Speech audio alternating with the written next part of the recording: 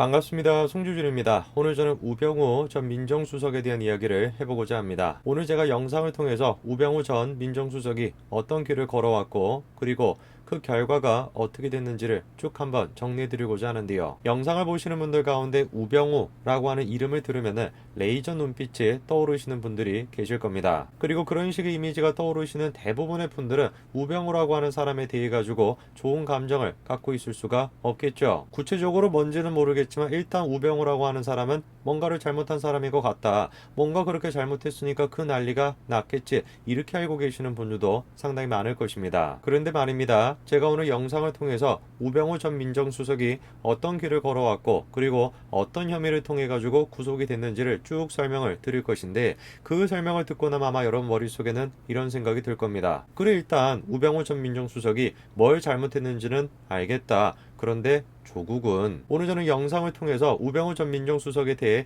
일방적으로 옹호하고 싶은 생각이 없습니다. 분명히 우병우 전 민정수석도 잘못한 부분이 있죠. 그런데 제가 지적하고 싶은 것은 우병우 전 민정수석이 잘못됐다라고 생각하는 그 기준을 조국한테도 적용을 하게 된다면 조국은 진작에 구속이 됐어야 된다라는 것입니다. 영상을 보시고 여러분들이 직접 한번 판단해 보시기 바랍니다. 우병우가 나쁜 사람이었는지 조국이 더 나쁜 사람이었는지 말이죠.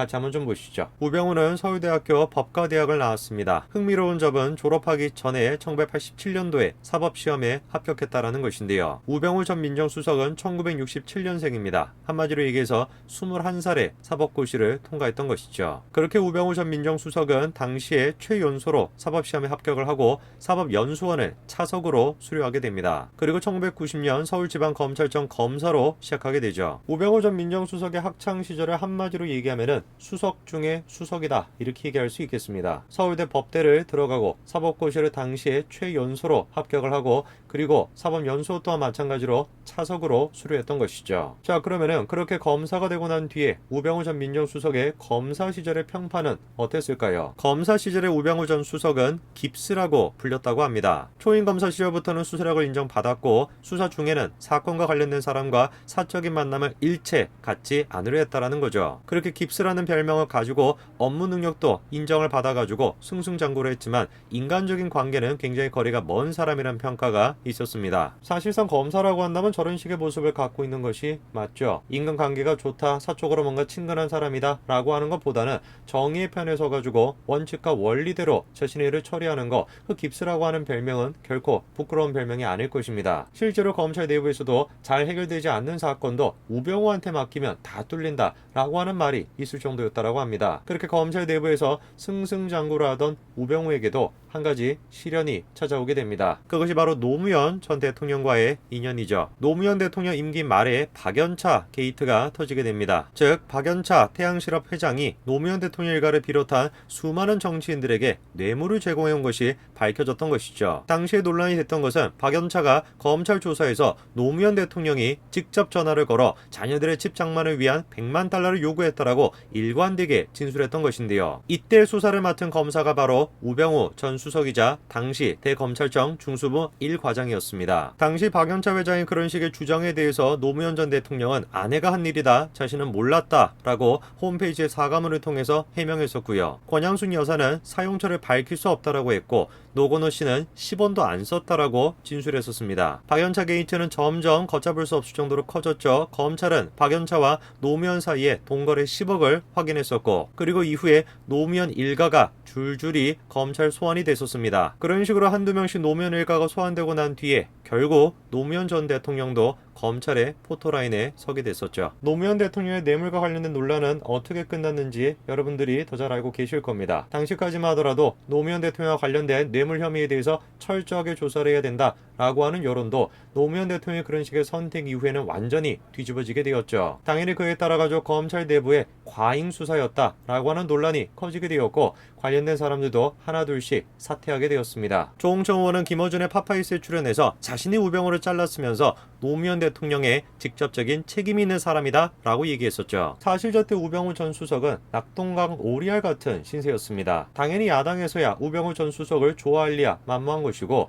청와대에서도 우병우 전 수석에 대해서 부담감을 느끼고 있었는데요. 일전에 이런 식의 주장이 나왔었죠. MB의 반대에도 불구하고 우병우가 노무현 대통령을 구속해야 된다라고 고집했다라는 겁니다. 해당 주장은 정두원 전 의원이 했는데요. 정 전 의원은 노 전 대통령의 구속은 MB의 뜻이 아니었다면서 어차피 재판하면 노 전 대통령은 실형을 받을 텐데 구속하게 되면 본인이 한 것으로 되어 부담감을 느꼈다라고 밝혔죠. 그러면서 청와대에서 구속하지 말라고 검찰 수뇌부에 전달했음에도 불구하고 우 전 수석이 버텼었다라는 겁니다. 여당 입장에서도 야당 입장에서도 어느 쪽에서도 설 수가 없다 보니까 그렇게 우병우 전 수석은 낙동강 오리알 신세가 되었습니다. 검찰 내부에서도 자신보다 능력이 떨어지는 사람들은 계속해가지고 승승장구했지만 자기는 승진을 할 수가 없었죠. 그렇게 우병우 전 수석은 검찰을 떠나게 되고 법률사무소를 열고 난 뒤에 2014년 대통령 비서실 민정수석실 민정비서관으로 임명되게 됩니다. 그리고 난 다음에 능력을 점점 인정받아가지고 결국 박근혜 전 대통령으로부터 민정수석비서관으로 임명되게 되죠. 참으로 파란만장한 인생이었다. 이렇게 이제 평가할 수 있을 것 같은데요. 자, 그런데 이런 식으로 민정수석까지 올라갔던 우병우 전 수석에게 난관이 또다시 찾아오게 되는데 그 난관은 다른 게 아닌 바로 보수 언론이었습니다. 어떻게 된 것인지 보수 언론의 대표 주자라고 할 수 있는 조선일보에서 우병우 전 수석에 대한 공격을 시작했던 것인데요. 사실 보수 언론에서 박근혜 정부를 공격했던 것은 우병우 전 수석이 처음은 아니었습니다. 김기춘 전 비서실장 같은 경우는 어땠습니까? JTBC로부터 집중 공격을 받았었죠. 그러면 우병우 전 수석 같은 경우는 어땠냐? 조선일보로부터 공격을 당했습니다. 우병우 당시 청와대 민정수석과 넥슨과의 강남 땅거래 의혹에 대해서 조선일보가 보도를 했었죠. 아마 얼핏 저 내용이 기억나시는 분들이 계실 겁니다. 무슨 뭐 넥슨과 연관이 돼가지고 뭐 사위가 어떻고 뭐 난리가 났던 거 그거 기억나시죠? 그런데 제가 이거를 갖다가 조선일보의 공격이다 라고 표현하는 이유가 있는데 이유가 간단합니다. 해당 의혹에 대해 가지고 무혐의 처분이 나왔기 때문에 그래요. 한마디로 얘기해서 그냥 단순한 의혹에 불과했던 것 뿐입니다. 그 난리를 쳐가지고 검찰 수사를 해보니까 결과가 어떻다라는 겁니까? 무혐의였다라는 것입니다. 조선일보가 필두가 돼서 중앙일보까지 김기춘 실장부터 그리고 우병우 전 수석까지 그리고 나중에는 박근혜 전 대통령까지 계속해가지고 흔들어댔던 것은 JTBC와 조선일보가 주축이 됐었죠. 물론 진보 언론도 빠지지 않습니다. 경향신문은 당시 뭐라고 의혹을 또 제시했습니까? 우병우가 정은호에 대해서 몰래 변론을 했다라고 하는 의혹을 제시했죠. 그런데 그 결과가 몇 년이 지나고 나서야 이제야 나왔습니다. 몰래 변론 의혹에 대해 가지고 보도 언론사를 상대로 정정보도 청구를 했었는데 손배소에 대해서 일부 승소했죠. 재판부는 경향신문에게 신문 1, 2면에 정정보도 대상 기사와 동일한 크기와 활자체로 정정보도문을 게재하라고 명령했습니다. 한마디로 얘기해서 박근혜 정부를 그렇게 흔들어댔었던 그리고 우병우 전 수석을 마치 악마인 것처럼 포장했었던 기본적인 혐의는 어떻다라는 겁니까? 무혐의라는 겁니다. 사실이 아닌 부분이 있다라는 거죠. 어떤 분들은 그렇게 질문하실 수도 있어요. 야, 무슨 소리 하는 거냐? 그런 식으로 의혹을 제기한 거에 대해서 일부분은 분명히 사실이 아니라고 할지라도 일부분 분명히 사실이었기 때문에 결국에 우병우 전 수석이 구속된 거 아니냐? 이렇게 질문하실 수 있습니다. 맞습니다. 우병우 전 수석은 구속이 됐습니다. 3번이나 구속영장을 한 끝에 구속이 됐었죠. 얼마나 증거가 빈약했으면 얼마나 검찰이 당시에 내걸었던 주장이 빈약했으면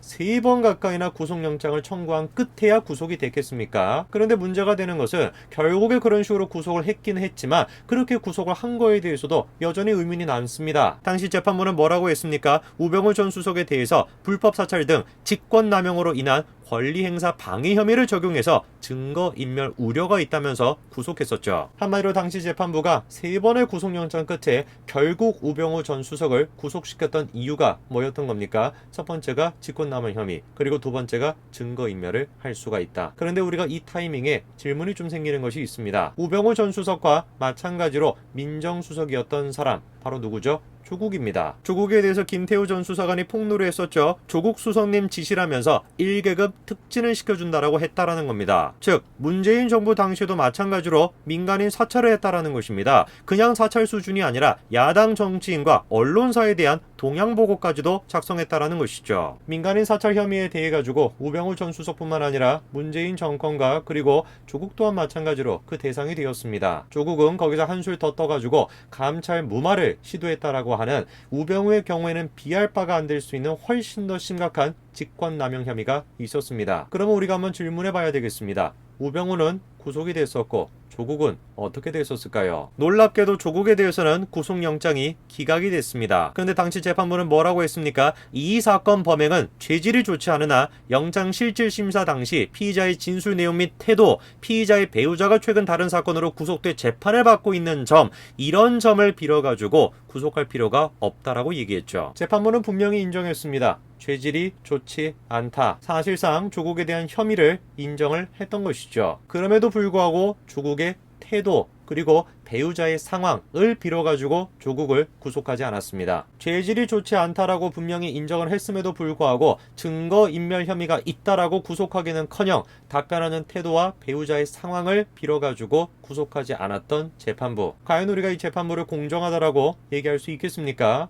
아니, 재판부뿐만 아니라 당시 우병우에 대해서 분노하셨던 분들은 조국에 대해서 여전히 분노하고 계십니까? 분명히 우병우 전 수석도 잘못한 것이 있습니다. 다만 제가 지적하고 싶은 것은 만약에 이 나라의 정의가 살아있었다라고 한다면 우병우 전 수석이 구속이 됐으면 조국 전 장관은 진작에 구속이 됐었어야 된다는 것입니다. 우병우 전 수석에 대해서는 저 사람은 정말 나쁜 사람이다. 어떻게 저렇게 사람이 나쁠 수가 있냐? 어떻게 기자를 갖다가 저런 식으로 째려볼 수 있는가? 라고 생각하고 조 전 장관에 대해서는 참으로 정말 가정을 아끼는 따뜻한 사람이다 라고 생각하시는 분이 영상을 보시는 분들 가운데 계신다면 저는 한번 질문해 보고 싶습니다. 여러분들의 그 생각 정말로 맞는 생각일까요? 아니면은 여러분도 모르는 상태에서 언론을 통해 가지고 여러분들에게 주입됐던 어떤 편견인 것은 아닐까요? 한번 우리가 질문해 봐야 될 것 같습니다. 오늘까지 말씀드리겠습니다. 감사합니다.